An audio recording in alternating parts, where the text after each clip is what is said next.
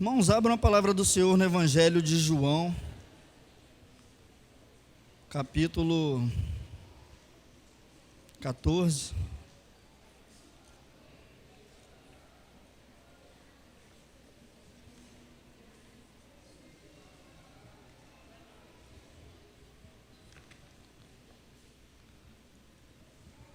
Aleluia, João capítulo 14.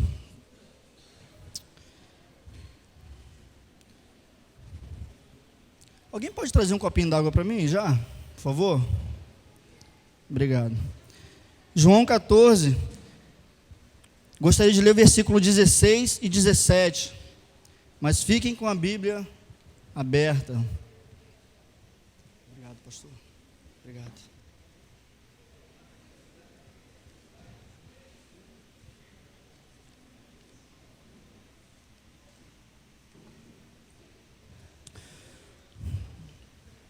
João 14, 16, 17 diz assim: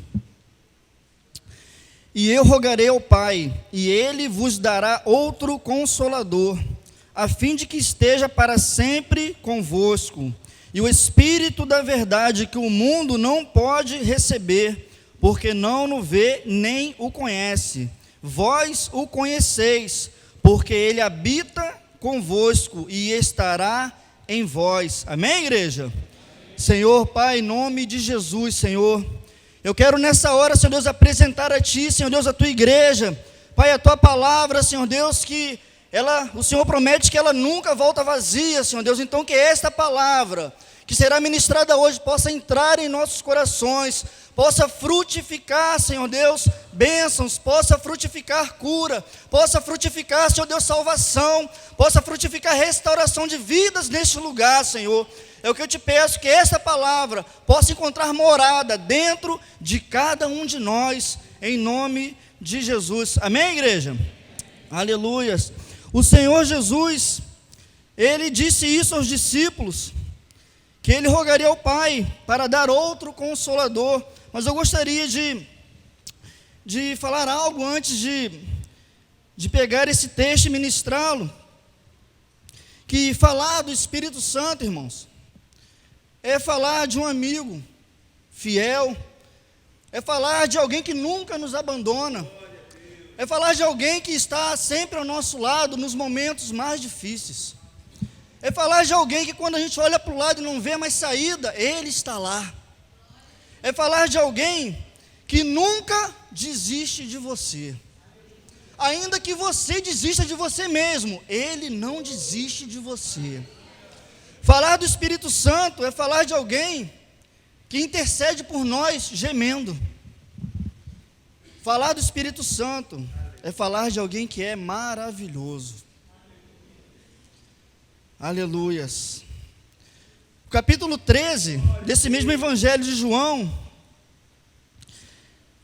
só para chegar aqui nesse texto, eu queria falar rapidamente sobre o que acontece no capítulo 13 em diante, que o Senhor Jesus, Ele estava reunido com os discípulos para a última ceia, né? E Ele lava os pés dos discípulos, eu vou falar rapidamente, e começou a alertá-los sobre a sua partida, sobre o momento que Ele ia partir, que Ele não ia estar mais com os discípulos, né? Ele começa a alertar os discípulos sobre a traição que iria acontecer, né? Sobre as coisas que estavam para acontecer em breve.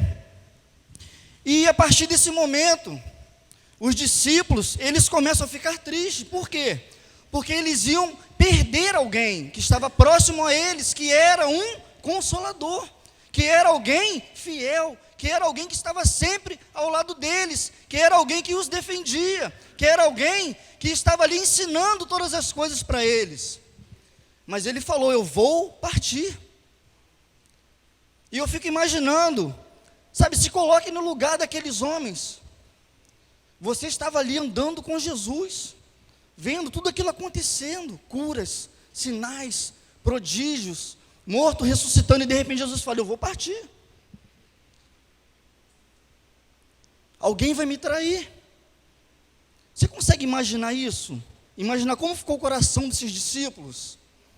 E eu entendi que eles ficaram assim tristes, porque mais na frente Jesus fala para eles que as palavras que ele estava falando, eles estavam ficando tristes por causa da palavra. Porque ele ia ter que partir, irmãos.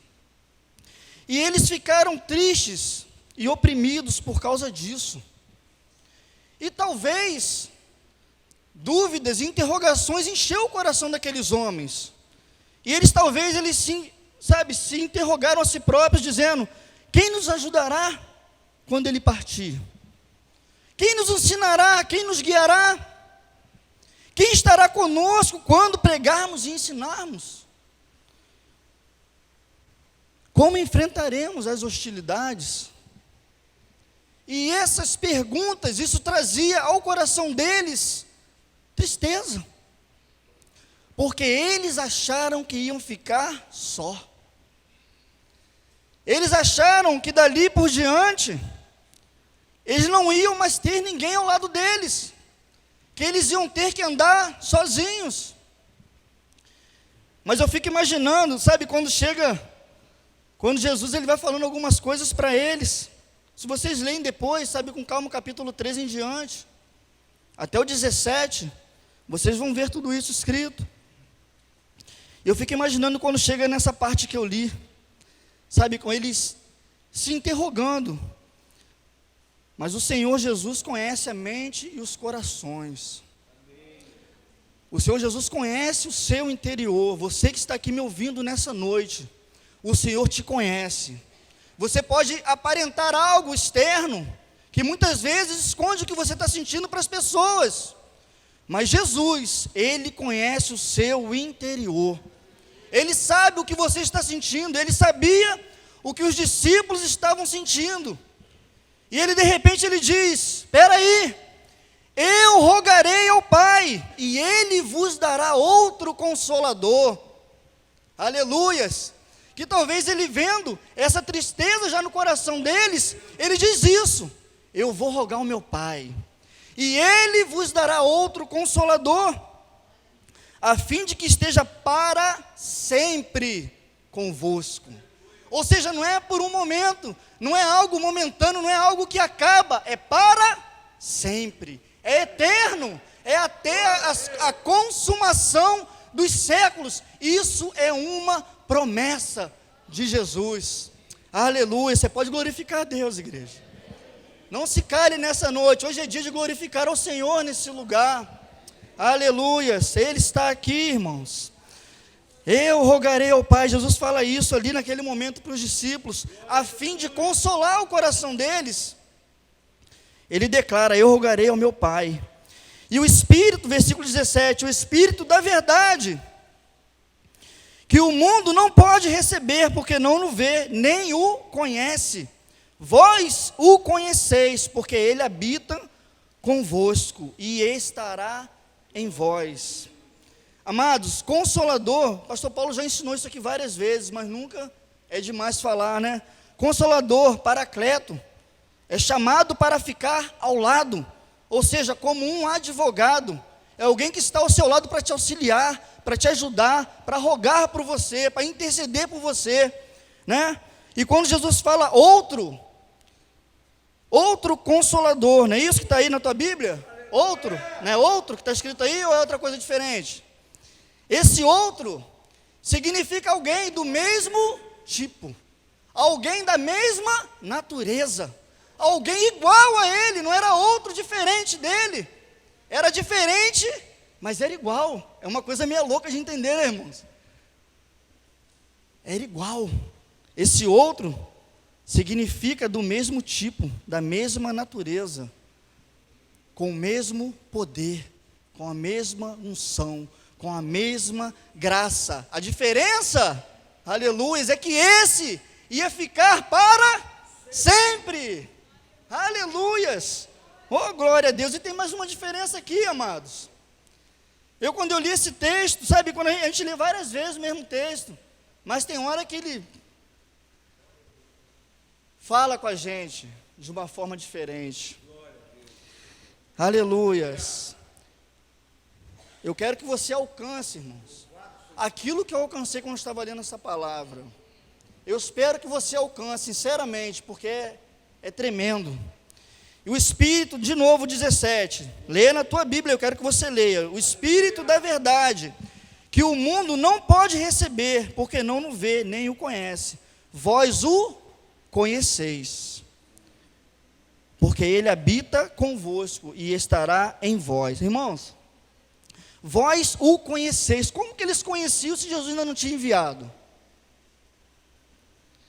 Vós o conheceis, porque ele habita convosco. Como que ele habitava se Jesus ainda não tinha partido e não tinha enviado ele? Porque ele era o próprio Deus. Jesus estava ali. E quando ele fala, vós o conheceis, ele estava se apresentando. Eu estou aqui, meus amados. Sou eu que falo contigo. Aleluias. Vós o conheceis, porque ele habita convosco, ou seja, está ali no meio. Habita junto, está junto. E o interessante é que depois Jesus fala assim, ó, e estará em vós. Me corrija se eu estiver errado, irmãos. Vós o conheceis, porque ele habita convosco. Isso aqui é um tempo o quê? Presente, não é? É o tempo presente, né, pastor Paulo? Jesus estava ali, naquele momento, habitando com os discípulos. E depois ele diz assim, e estará em vós. É um tempo futuro, né? Eu não sou muito bom de português não, mas eu entendi isso. E estará em vós, ou seja, ele estava ali, Deus estava ali na forma carnal em Jesus, mas estaria com eles futuramente, até a consumação dos séculos, porque o Espírito Santo é uma promessa. Aleluias. Os discípulos tinham a Jesus ao lado deles, sempre, porque o verbo, o próprio Deus se fez carne, está lá em João, capítulo 1, versículo 14, e o verbo se fez carne, e habitou entre nós, cheio de graça e de verdade, ou seja, eles tinham Jesus ali, ó, palpável, podia segurar, podia tocar nele, podia abraçar ele, ele estava em carne, e o verbo se fez carne e habitou entre nós. Mas Deus não queria só habitar entre nós, Deus queria habitar em nós. Aleluias. Deus ele não estava satisfeito em habitar com os homens e andar com os homens. O propósito de Deus era entrar dentro do homem. Aleluias. Glória a Deus, irmão, isso é muito profundo. Santo é o teu nome, Senhor. Deus criou você para habitar dentro de você. Deus criou cada ser humano com o propósito de habitar dentro dele, porque você é a imagem e semelhança de Deus. E ainda que as coisas desse mundo, ainda que os problemas, o pecado e tudo mais, tenha feito em você algo, que você se olha no espelho e não consiga enxergar isso, o Espírito Santo enxerga isso em você, porque ele não desiste de você. Aleluias. E ele vai habitar em você. Glória a Deus, aleluias. Ele não desiste, irmãos. Ainda que você não entenda, Deus ele vai se revelar a você, de forma que você não vai se aguentar, e você vai ter que se entregar a Ele, porque você pertence a Ele. Você não pertence a esse mundo, você não pertence a Satanás, você pertence a Deus. Aleluias. E Deus, ele não satisfeito, ele quis habitar dentro do homem, né? Mas isso só é possível através do Espírito Santo. Não tem outro meio, não tem outra fórmula, não tem outro. E isso só é possível através do Espírito Santo. Note que no versículo 17, eu já falei isso, Deus ele fala no presente e no futuro. Por que isso? Porque é uma promessa. Porque Ele está aqui e Ele está dentro de nós. Ele está aqui hoje, igreja. Ainda que você não veja, porque Ele não é visível como Jesus foi visível, né? Mas Ele está aqui. E Ele habita dentro de cada um de nós. Ele está dentro de você nessa hora. Sabe, essa voz dentro de nós, que às vezes nos constrange, que nos direciona, às vezes nos corrige, que nos mostra um caminho, que às vezes nem sempre é bom de ouvir, porque Ele corrige mesmo. Sabe por quê? Porque Ele nos ama. É o Espírito Santo. E quando Ele te corrige, é a prova que Ele te ama, porque Ele quer que você ande numa terra aplanada, Ele quer colocar você no plumo, Ele quer colocar a igreja no caminho certo, no caminho da salvação. Aleluias. E Ele está aqui. No versículo 23, eu estou correndo, irmão. Sabe por que eu estou correndo? Porque a gente vai orar no final desse culto, irmãos. A gente vai orar, irmãos, e vai acontecer coisas aqui tremendas. Você crê nisso, igreja? Nós vamos orar aqui no final. E esse Espírito do qual eu estou falando, Ele vai promover cura nesse lugar. Ele vai promover restauração aqui hoje. Mas isso é para quem crê. Ele vai promover algo maravilhoso na sua vida. Mas você vai entender que isso é para quem crê. Não é para quem não crê. Você tem que acreditar que vai acontecer. No versículo 23, eu vou ler direto que fica melhor a gente compreender, não é? Diz assim o 18, ó, não vos deixarei órfãos, voltarei para vós outros. Ainda por um pouco, e o mundo não me verá mais. Vós, porém, me vereis, porque eu vivo, vós também vivereis. Naquele dia, vós conhecereis que eu estou em meu Pai, e vós em mim, e eu em vós. Aquele que tem os meus mandamentos e os guarda, esse é o que me ama. E aquele que me ama será amado por meu Pai. E eu também o amarei, e me manifestarei a ele. Disse-lhe Judas, não o Iscariotes, de onde procede, Senhor, que estás para manifestar-se a nós e não ao mundo? Respondeu-lhe Jesus, se alguém me ama, guardará a minha palavra, e meu Pai o amará, e viremos para ele, e faremos nele morada. Aleluias. Se alguém me ama, guardará a minha palavra, e meu Pai o amará, e viremos para ele, e faremos nele morada. Aleluias. Não só o Espírito Santo vai fazer morada em você, irmãos. Quando Jesus fala viremos, é os três. Na forma do Espírito Santo, os três fazem morada dentro do crente. Oh, aleluias. Viremos para ele e faremos nele morada. Você é moradia de Deus. Você é casa de Deus. Muitas vezes nós vemos o templo como se fosse a casa do Senhor, e é. Nós viemos, adoramos, nos reunimos. A igreja é a casa do Senhor. Mas o templo do Espírito Santo é você. A morada do Espírito Santo é você. Não é a parede que perece, que cai, né? Esse dia teve um terremoto num lugar aí, caiu um monte de coisa. Paredes caem. Mas o templo do Espírito Santo, que é você, permanece de pé. Porque é o Senhor dentro de você que faz você permanecer de pé. Permanecer em pé, é o Senhor. Sabe, a natureza de Deus dentro do homem é que dá força para vencer as dificuldades. É essa natureza de Deus dentro de você, o Espírito Santo, é que te fortalece para vencer as dificuldades, as tentações. É quem nos santifica, quem nos restaura, é quem cura o nosso interior. Aleluias. É Ele que faz nós entendermos coisas que ninguém entende. E é essa presença dentro de nós que nos faz frutificar no Espírito. Lembra de Gálatas 5:22? Os frutos do Espírito?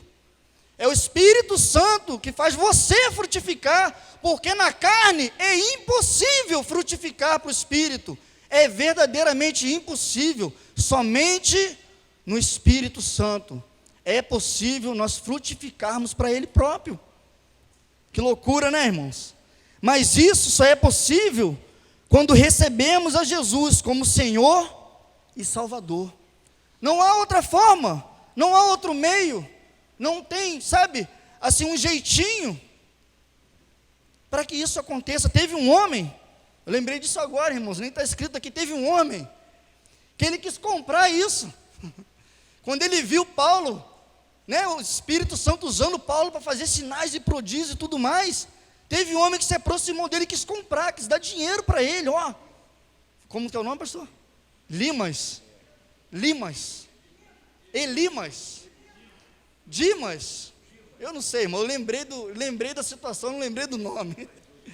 Eu sei que esse homem quis dar dinheiro para comprar, irmãos. Nem todo o dinheiro do mundo, nem toda a riqueza que há no mundo pode comprar algo que foi dado de graça para você, igreja. Oh, aleluias, glória a Deus. Nem toda a riqueza do mundo pode comprar. Esse homem quis oferecer dinheiro, mas é de graça. Como que pode isso? Nem ouro e prata pode comprar, mas Deus te dá de graça. Mas isso é para quem crê. Isso é para quem quer, irmãos. Aleluias. E é de graça para você, irmãos. Não estranhe. Sabe, às vezes a acusação sobre nós é tão grande, mas tão grande, a acusação sobre o ser humano, que ele se acha assim, indigno de receber de Deus, sabe, pastor? Até a salvação. Ele não acha merecedor de tanta coisa errada que já fez na vida, de tanta, sabe, tanta coisa horrível que já praticou. Ele acha que não tem mais jeito, que não tem mais saída. Mas eu quero te dizer uma coisa, meu irmão, para Deus, Deus fala que não existe um bom sequer. Imagina uma pessoa boa, imagina aí, alguém que você conhece, pô, aquela pessoa é boa, sabe? Não tem pessoas assim boas, né? Essa pessoa melhor que você conhece, que você acha boa, Deus fala assim que não há um bom sequer, que todos pecaram e carecem da misericórdia de Deus. E essa misericórdia está disponível para você. Através da cruz, através do sangue de Jesus, essa misericórdia está disponível para todo aquele que crê. Aleluias! Para todo aquele que crê, não importa o que você fez, não importa qual foi o teu pecado, não importa a acusação que está sobre você, você tem um advogado junto ao Pai, você tem um consolador, você tem um paracletos para advocar a tua causa, para chegar lá diante de Deus e falar assim, ó, o meu sangue está sobre ele, Deus, ele está purificado, ele está remido, ele está lavado, ele é nova criatura. Aí sabe o que acontece? Esse Espírito que eu estou falando vem e faz morada dentro de você. Aleluias. E a natureza de Deus dentro de você é que faz toda a diferença. É essa natureza de Deus em nós é que faz a diferença. Por quê? Porque a nossa natureza é carnal. E quando nós recebemos a natureza de Deus em nós, nós recebemos algo santo dentro de nós.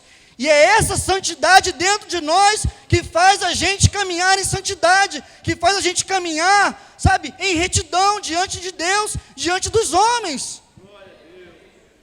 Aleluias! É essa natureza que transforma a nossa natureza. Vocês entenderam isso, irmãos?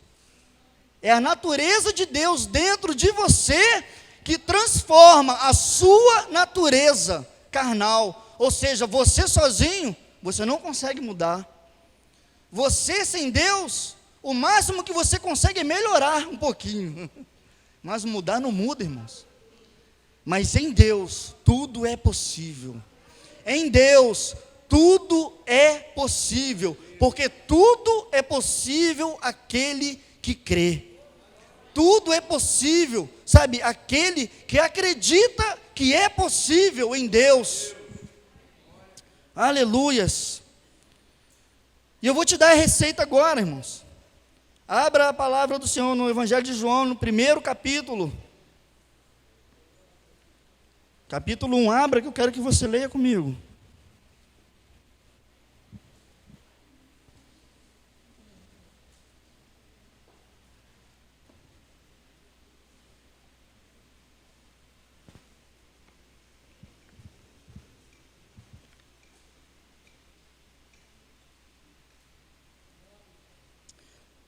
Aleluias. A partir do versículo 12, diz assim, ó: mas a todos quantos o receberam, deu-lhes o poder de serem feitos filhos de Deus, a saber, aos que creem no seu... Ah, vocês não estão ouvindo não, vocês não estão acompanhando comigo não, irmãos. Vamos de novo. Mas a todos quantos o receberam, deu-lhes o poder de serem feitos filhos de Deus, a saber, aos que creem no seu... No nome de Jesus, nesse nome que é sobre todo nome, nesse nome, que se você crê, irmãos, você tem o direito, você recebe esse direito de ser chamado filho de Deus. A gente sempre ouve, eu já ouvi muito isso, sabe, irmãos? Principalmente quando as pessoas querem fazer, de repente, algo errado. Ah, eu vou ali, vou dar exemplos aqui, tá, irmãos? Porque eu não nasci na igreja minha vida toda, eu já bebi, eu já fumei, já me droguei, eu sei como é que funcionam essas coisas. E eu já declarei isso também, eu vou beber uma cervejinha porque eu sou filho de Deus, afinal de contas, né? Eu trabalhei a semana toda, eu sou filho de Deus, então como se fosse algo bom. E muitas vezes a gente declara isso até na ignorância, mas na verdade, a gente só passa a ser reconhecido, entenda isso, a diferença. A gente só passa a ser reconhecido como filho de Deus quando a gente crê, quando a gente recebe a Jesus como Salvador e Senhor. E aí, a gente crê no seu nome. E aí diz assim no versículo 13: aos quais não nasceram do sangue, nem da vontade da carne, nem da vontade do homem, mas de Deus. Quando você aceita Jesus, você nasce de Deus. Você nasce de Deus quando você aceita o Senhor. Aí você tem o direito de ser chamado filho de Deus. E aquele que é filho tem direito a uma herança. E tem direito a uma promessa. É a promessa da vinda do Consolador sobre você. E é Ele, é esse Espírito Consolador, é esse Espírito Santo na nossa vida que promove aquilo que nós precisamos. E nós não entendemos, passamos a vida inteira sem entender. É Ele em nós, irmãos, que promove a cura. É Ele dentro de nós que promove a restauração. É Ele dentro de você que vai curar a tua alma dessas feridas que sempre vão e vêm. É Ele que vai dar um basta nisso. Mas para que isso aconteça, você tem que receber a Jesus como Senhor e Salvador. E aí, somente através de Jesus você pode receber, irmãos, a natureza de Deus dentro de você. Amém? Somente através dele você pode receber essa natureza. Sem ele, você não pode receber. Sem você declarar que Jesus Cristo é o Senhor, você não pode receber essa natureza. Deus não reconhece você como filho sem receber o filho dele. Você carece disso. É duro ouvir isso, né, irmãos? Porque às vezes a gente passa a vida toda achando que é filho e que é filho. Mas aí a gente entende que nós só somos filhos se nós aceitarmos ao Senhor Jesus Cristo como Senhor e Salvador. Aí nós entramos num parentesco com Deus, de filhos também, e herdeiros e co-herdeiros. E eu quero te convidar nessa noite a se colocar de pé. Aleluias.